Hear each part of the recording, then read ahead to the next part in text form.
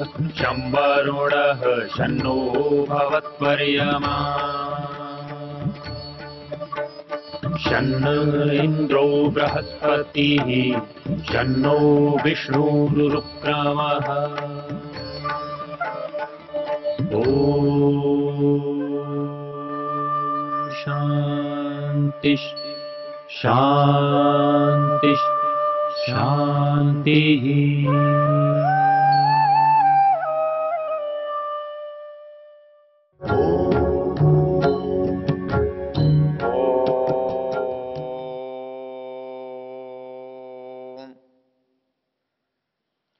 वेद से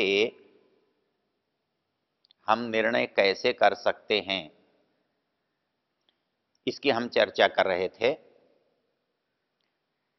मनु महाराज ने कहा है, वेदो अखिलो धर्म मूलम स्मृति शीले च तद्विदाम आचारश्चैव साधूनाम आत्मनस्तुष्टिरेव च। मनुष्य में एक स्वाभाविक बात है, जब वो कोई काम करना चाहता है और उसके सामने परिस्थितियां अनेक होती हैं, विकल्प बहुत होते हैं, तो ऐसे समय में क्या उसे चुनना चाहिए, तो इसके सामने कौन कौन सी बातें हो सकती हैं जो चुनने में सहायता करती हैं, चुनाव में उसकी मदद करती हैं कि भाई ये चुनाव इसलिए करना चाहिए। तो मनु महाराज कहते हैं कि भाई चुनाव तो यही चुनाव ही तो धर्म है, अर्थात श्रेष्ठ बात को चुन लेना यही तो धर्म है। भाई चोरी करनी है कि नहीं करनी है, तो चोरी करनी है ये धर्म क्यों नहीं हो सकता? क्योंकि चोरी करना जो है वो दुख का कारण है, और जो भी दुख का कारण है वो सब का सब अधर्म है। वो दुख मुझे मिलता है तो भी अधर्म है, मैं दूसरों को देता हूं तो भी अधर्म है। इसलिए धर्म क्या है? जिससे सुख मिलता है, और सुख मिलने के उपाय वेद ने बताए हैं, वेद में बताए गए हैं। इसलिए हम वेद को धर्म ग्रंथ कहते हैं। अखिलो वेदाः अखिल धर्मस्य मूलम, समस्त धर्मों का, समस्त कर्तव्य अकर्तव्यों की जानकारी किसी से होती है तो वो वेद से होती है। जो वेद को नहीं जानते हैं वो भी तो काम करते हैं, उनके लिए क्या उपाय होता है? तो कहता है श्रुति स्मृतिशीले च तद्विदा, वेद को आधार बनाकर जिन विद्वानों ने नियमों की रचना की है, जिन ऋषियों ने उन नियमों को अपनी पुस्तकों में लिखा है, उनको हम स्मृतियां कहते हैं। कहता है कि हम उन लोगों को देख लें, उन्होंने क्या लिखा है ये देख लें। और आचारश्चैव साधूनाम, जो बड़े लोग, अच्छे लोग जो कुछ करते हैं वो अच्छा ही करते होंगे, उनको देख लें। और इस सब के बाद आत्मनस्तुष्टिरेवच, अर्थात हमारे मन में, हमारी आत्मा में हमको क्या अच्छा लगता है। आदमी सोचता है जी ठीक है ये तो था, लेकिन मेरा दिल ऐसा कहता है, मेरी आत्मा ऐसा कहती है, मेरी आत्मा ये स्वीकार करती है, मेरी आत्मा ये स्वीकार नहीं करती है। तो हमारे पास जो करने की कसौटियां हैं वो क्या क्या हो सकती हैं। तो इसलिए हमारे पास कुछ निर्णय जो पहले से परमेश्वर के द्वारा दिए गए, वो निर्णय ऐसे निर्णय हैं जिनमें कोई विकल्प नहीं होता, जिनमें कोई संदेह नहीं होता, जिनमें कोई बिगाड़ नहीं होता, और जिनका जानने से, जिनका पालन करने से 100% लाभ होता है। वो जो ज्ञान का साधन है वो जो है वेद है। इसके बाद जो लिखित ग्रंथ हमको मिलते हैं ऋषि के, मुनियों के, उनमें अंतर है। उनमें क्या अंतर है? वेद का ज्ञान तीनों कालों में, सभी स्थानों पर, सभी समयों में अपरिवर्तनीय है। अर्थात उसके सिद्धांत ऐसे हैं, कोई भी व्यक्ति कहीं भी कभी भी पालन करे, उससे कभी कोई हानि नहीं होती। वो किए जा सकते हैं, करने योग्य हैं, इसलिए वो वेद के सिद्धांत हैं, वो वेद का धर्म है। और जो स्मृतियों का धर्म है, इनके बारे में कहा गया है कि ये समय समय पर बदलते रहते हैं, समय की आवश्यकता का इनमें प्रभाव होता है। जिस वस्तु को, जिस बात को हम आज उचित मानते हैं, पहले के लोग अनुचित मानते थे। जिसे हम अनुचित मानते हैं उसे लोग पहले उचित मानते थे। अर्थात उनकी जो स्वीकृति है समाज की, वो उचित और अनुचित कहती है। वहां उचित और अनुचित की परिभाषा उसके परिणाम पर नहीं है, मान्यता पर है। अर्थात समाज क्या उचित मानता है, समाज में क्या अनुचित माना गया है, ये जहां पर वर्णन है वो हमारा स्मृतियों का ग्रंथ है।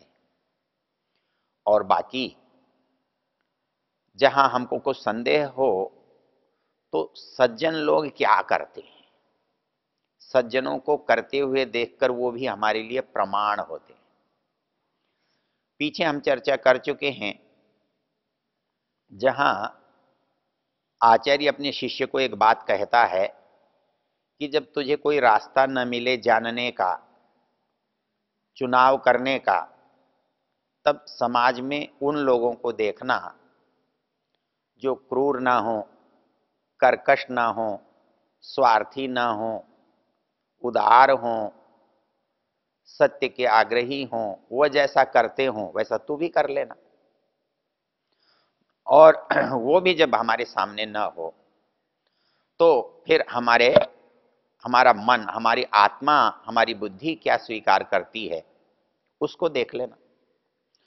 उसी बात को इस श्लोक में कहा गया, वेदो अखिलो धर्म मूलम स्मृतिशीले च तद्विदाम आचारश्चैव साधूनाम आत्मनस्तुष्टिरेव। इसी बात को मनु महाराज एक और तरह से भी कहते हैं। वो जब वहां कहा है कि धर्म का लक्षण क्या होता है, धर्म का बहुत लक्षण प्रसिद्ध मनु का है, लेकिन वो कई स्थानों पर कई प्रकार का है। इससे मिलता जुलता एक लक्षण है, वेद स्मृति सदाचार स्वस्य च प्रियमात्मनः एतच्चतुर्विधम प्राहु साक्षात धर्मस्य लक्षणम। धर्म का लक्षण जो वेद कहता है वो है, जो स्मृतियां कहती हैं वो है, जो समाज के बड़े कहते हैं वो है, जो विद्वान धर्मात्मा सज्जन कहते हैं वो है, और जो आत्मा कहता है वो है। तो इनसे निर्णय करने के लिए हमको अभ्यास कराया जाता है, इसलिए हमको वेद से जोड़ा है। वेद के महत्व को बताते हुए मनु महाराज कहते हैं कि वेदाभ्यास तपोज्ञानम इंद्रियाणाम च संयमः धर्म क्रिया आत्मचिंता च निश्रेयस करम परम। हमारे संसार में हमें रहते हुए हमें दो सुविधाएं चाहिए, दो तरह का सुख चाहिए। एक सुख चाहिए इस जीवन को हम सहज और आनंद से बिता सकें, लेकिन वो साधनों से हो जाता है। लेकिन ये साधन हमको यहाँ से यात्रा जब हमारी चले, यहाँ से जब हमारा प्रस्थान हो, तब भी हम संतुष्ट होकर जाएं। हमने जो यहाँ किया है उस पर हमें कोई पश्चाताप न हो, उसका हमें खेद न हो, उसके प्रति हमारे मन में कोई ग्लानि न हो। ऐसा काम कैसे होगा? क्योंकि हम तत्काल का लाभ तो कैसे भी करके ले सकते हैं, क्योंकि संपत्ति का अर्जन चोरों के पास, डाकुओं के पास, तस्करों के पास, बेईमानों के पास बहुत होता है। और उनके बड़े बड़े भवन हो सकते हैं, वाहन हो सकते हैं, साधन हो सकते हैं, मकान, दुकान, खेत, खलिहान हो सकते हैं। उनको देखकर आपको ऐसा लग सकता है कि ये संसार में बड़े ऊंचे लोग हैं, बड़े संपन्न लोग हैं। लेकिन यदि इसके साथ हमारे काम के प्रति संतुष्टि न हो, उसमें पश्चाताप या ग्लानि या दुख या लज्जा का भाव कहीं उत्पन्न होता हो, तो वो जो जानकारी है वो पूरी नहीं है, अधूरी है, अनुचित है, अर्थात वो हमारा किया हुआ पूरा नहीं है। तो वो पूरा कैसे हो, इसके लिए हमारे शास्त्रकारों ने दो बातें लिखी हैं। एक ये लिखा है कि जो वर्तमान है ये अच्छा हो और यहां से जाने पर भी भविष्य भी अच्छा हो। तो जो हमारा संसार से जाने का भविष्य है उसे निश्रेयस कहते हैं, जो संसार में पाने का है उसे हम अभ्युदय कहते हैं। हमारी जो सांसारिक समृद्धि है, हमारी जो साधन संपन्नता है, ये कहलाता है अभ्युदय। अर्थात हमारे पास जो साधन हैं ये खूब हों, अच्छे हों, पर्याप्त हों, हमको सुविधा देने वाले हों। लेकिन हमारा संसार तो बहुत अच्छा हो, लेकिन उसके किए की हमको संतुष्टि न हो, हमको प्रसन्नता न हो, परिणाम में आनंद की प्राप्ति न हो, तो वो हमारा सुख अधूरा है, दुख से युक्त है। इसलिए हमारे ऋषियों ने कहा कि हमें यहाँ वो सुख लेना है जो हमें यहाँ तो सुखी करता ही हो, लेकिन हमें बाहर भी सुख देता। वो कैसे हो सकता है? उसके लिए वो कहते हैं कि आप वेद से जुड़े रहेंगे, वेद का अभ्यास करते रहेंगे, तो आप जागरूक रहेंगे, सतर्क रहेंगे, सावधान रहेंगे। ऐसी स्थिति में आपसे भूल होने की संभावना नहीं रहेगी। इसके लिए और साधन क्या क्या हो सकते हैं? कहते हैं वेद का अभ्यास करता है मनुष्य, तप करता है, ज्ञान को निरंतर बढ़ाता रहता है, उन पर आचरण करके धर्म का पालन करता है और अपनी आत्मा की निरंतर उन्नति करता है। हम इस संसार से बाहर के लिए तो आत्मोन्नति की बात करते हैं, लेकिन इन दोनों को पाने के लिए, अर्थात संसार का लाभ उठाने के लिए और इसके बाद का आनंद पाने के लिए एक दो उपाय कौन सा है जो दोनों सिद्ध कर सकता है? उसके लिए ऋषि कहते हैं, मनु महाराज कहते हैं कि वेद है। वेद से यहाँ का भी उद्देश्य प्रयोजन सिद्ध होता है और इससे अभ्युदय के साथ साथ निश्रेयस की प्राप्ति भी होती है। तो इसलिए मनु महाराज ने कहा, वेदाभ्यास तपोज्ञानम इंद्रियाणाम च संयम धर्म क्रियात्म चिंता च निश्रेयस करम परम। अर्थात एक मनुष्य को अभ्युदय और निश्रेयस की प्राप्ति चाहिए, वो इस सांसारिक लाभ के साथ पारमार्थिक लाभ को भी पाना चाहता है, तो उसे अपने को वेद से जोड़ना पड़ेगा, वेद के ज्ञान से अपने को साथ बनाकर रखना पड़ेगा। तो इस दृष्टि से मनु महाराज ने सांसारिक संदर्भों में वेद को कितना महत्व दिया है, उसको यदि हम देखें तब हम अनुभव करेंगे कि ये जो 6 साधन यहाँ बताए, वेदाभ्यास, तपस्या, ज्ञान, इंद्रियों का संयम, धर्म का आचरण, आत्मचिंतन, अर्थात ये मनुष्य के साथ हर समय की जाने वाली चीज है और प्रत्येक व्यक्ति के द्वारा की जाने वाली चीज है। मतलब प्रत्येक व्यक्ति उसे अपनी आत्मा की योग्यता, क्षमता बढ़ानी चाहिए, उसे उसके प्रति चिंतन करना चाहिए। उस चिंतन को करने के लिए हमको वेद चाहिए, उस चिंतन को करने के लिए हमें ज्ञान चाहिए, उपाय चाहिए, साधन चाहिए। उसको क्रियान्वित करने के लिए जो रास्ता है उसको धर्म कहते हैं, वो चाहिए। तो ये उसके लिए जो होने वाला श्रम है, अर्थात किसी अच्छे काम को किया जाने वाला श्रम है, उसे हम तप कहते हैं। तो वो तप भी हमको चाहिए। इसमें महत्वपूर्ण बात क्या है? इसमें महत्वपूर्ण बात यह है कि हम जब भी किसी चीज को प्राप्त करना चाहते हैं, हम उसको श्रम के बिना प्राप्त नहीं कर सकते। किंतु जो श्रम हमको श्रेष्ठ परिणाम देता है, अच्छा काम करवाने में सहायक होता है, हम उसे तप कहते हैं। क्योंकि परिश्रम तो हमको बुरे काम के लिए भी करना पड़ता है और शायद अधिक करना पड़ता है, लेकिन उस परिश्रम को तो हम तप नहीं कहते। तो इसको ही तप क्यों कहते हैं और उसको तप क्यों नहीं कहते हैं? यहां वो श्रम करवाना अभिप्रेत है।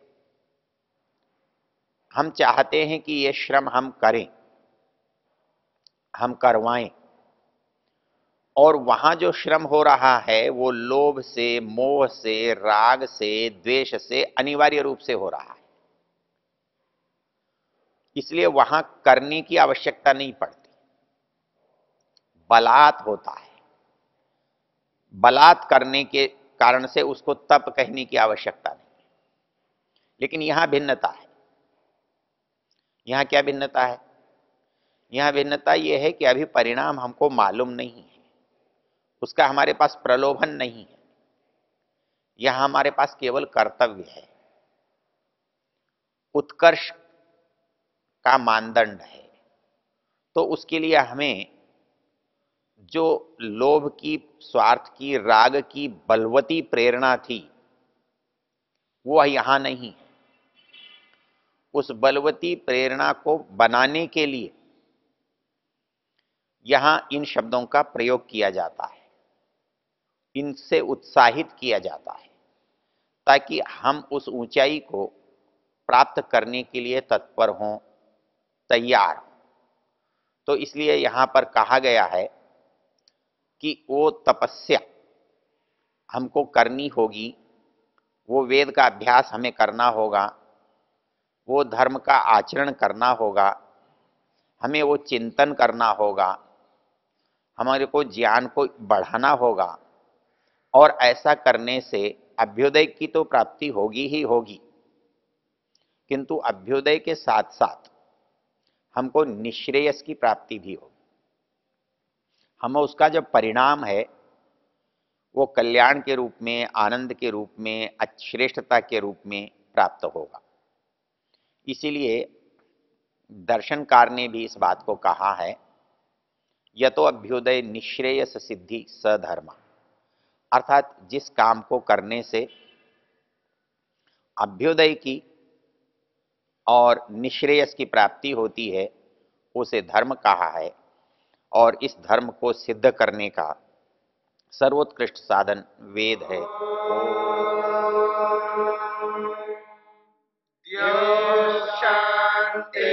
शांतिरंतरिक्षं शांतिर्पृथिवी शांतिरापः शांतिरोषधयः शांतिः वनस्पतयः शांतिर्विश्वे देवा शांतिर्ब्रह्म शांति सर्वं शांति शांतिरेव शांति क्षमा शांतिरेधि। ओम